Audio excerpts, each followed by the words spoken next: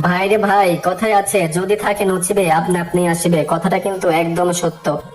এই ভাইটি গিয়েছিল এই বাসায় কাজ করার জন্য, আর সেখানে গিয়ে সে পেয়ে গেল একটি গুপ্তধন। আর সেটিকে বের করার জন্য দেখেন সে কত চেষ্টা করতেছে। তো যাই হোক, ভিডিওটি শেষ পর্যন্ত দেখতে থাকুন, আমরা দেখতে থাকি সে কি গুপ্তধন পায় এখান থেকে। এই বাড়িটি ছিল একটা পুরাতন জমিদার বাড়ি, তাই সেখানে রাখা ছিল অনেক মূল্যবান গুপ্তধন। তো আমরা দেখতে থাকি সে এই লকারের মধ্যে থেকে কি দামি মূল্যবান জিনিস বের করে আনে। তো সে কিন্তু অনেক চেষ্টা করতেছে, যদিও এটা ছিল জমিদার বাড়ি তাই লকারটি ছিল অনেক মজবুত করে লাগানো। তার কিন্তু অনেক কষ্ট হইতেছে খুঁজে বের করে নিয়ে আসতে লকারটি। সে একটি সিসিটিভি মাধ্যমে একটি ক্যামেরা ঢুকিয়ে ল্যাপটপে দেখে নিল তার মধ্যে কি কি গুপ্তধন আছে। সে কিন্তু বুঝতে পেরেছে যে এর মধ্যে অনেক মূল্যবান সম্পদ আছে, তাই সে নাছর বান্দা, সে কোনোভাবে এটাকে না ভেঙে ছাড়বে না। তাই দেখুন কত কষ্ট করে হাতুড়ি দিয়ে বাড়ি দিচ্ছে এবং কি সিস্টেম করে লকারটি আস্তে আস্তে সে বের করে নিয়ে আসতেছে। তো যাই হোক, দেখা যাক তার রিজিকে কি আছে।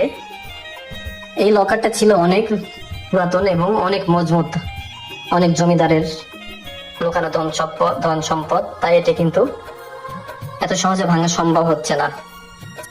তো যাই হোক, সে কিন্তু আস্তে আস্তে ভাঙার পথে এগিয়ে যাচ্ছে। তো আমরাও দেখতে থাকি সে কি মূল্যবান সম্পদ এখান থেকে পায়। যেহেতু এটা কোনো রাজা বাচ্চা জমিদারের ছিল, অবশ্যই মূল্যবান সম্পদই হবে। তো যাই হোক, সে আস্তে আস্তে কিন্তু প্রায় ভাঙার পথে। তো যাই হোক, এক পর্যায়ে সে ভেঙে ফেলেছে। প্রথমেই সে বের করলো অনেক ভালো একটা জিনিস, ডলার। এখন ডলারের পরে সে বের করলো একটা ফোন। তো দেখা যাক এটি অবশ্যই মূল্যবান দামি ফোন।